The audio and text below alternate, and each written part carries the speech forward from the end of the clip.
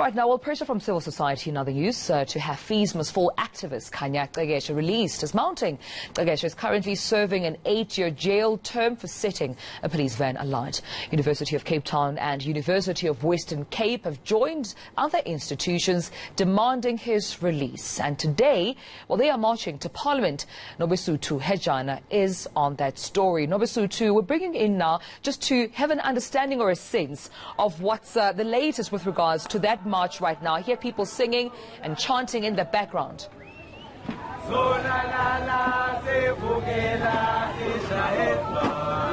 Well, certainly, Dumelo, like you've correctly stated, Kanya Cekeshe is facing an 8-year jail sentence with charges of malicious damage to property as well as public violence. Now, I did speak to some of his fellow student activists who were saying that the government, or rather the state, is being very selective when it comes to charging Kanya, because he was not the only one, and that his representative when he was still arrested, or rather when he was brought in to face his charges, he was a lot of fees must fall.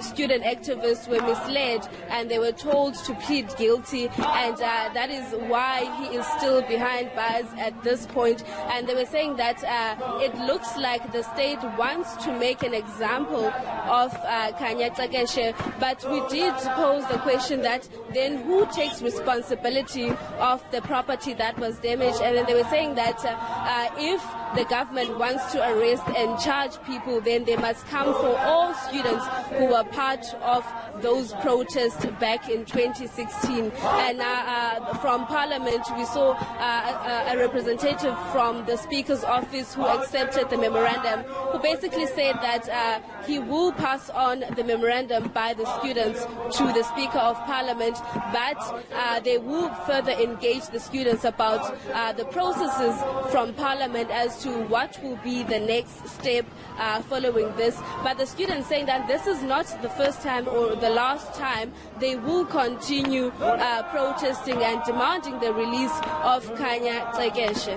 Now, Nobesuthu, I am seeing different, people. I'm assuming it's also the students from UCT as well as the University of Johannesburg in other institutions coming together behind you, holding placards as well. What is their message today? I can't see clearly on what those messages read on the placards, but what is their message today as this protest is taken live?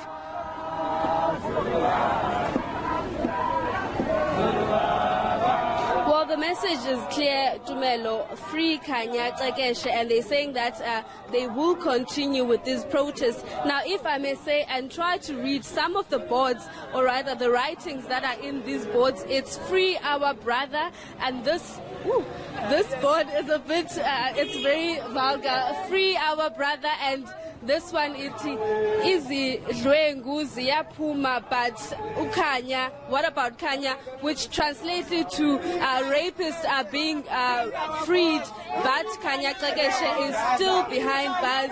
So it is very loud here. I'm not sure if you're able to see or what they are trying to say. Kanya now! Free Kanya Cekeshe! Kanya now!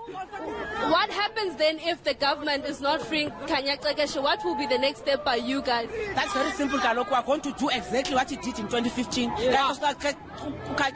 Fight for free education in South Africa, shut down the whole country. That is not going to happen. Total shutdown. So no ultimatum. No ultimatum. Shut down. Well, basically, what he was saying, that they are prepared to have a shutdown to ensure that Kanya Cekeshe is freed, and they're not scared of the state, and they will continue fighting for the release of many of the students who are still behind bars. All right, Nobesuthu Hejana, thank you for that particular update. Students coming together, joining other institutions, of course, protesting, marching to Parliament, crying free Kanya Cekeshe. That is a student, of course, who was arrested for setting a police van on fire in a bid against, or rather in the fight for free education at the time.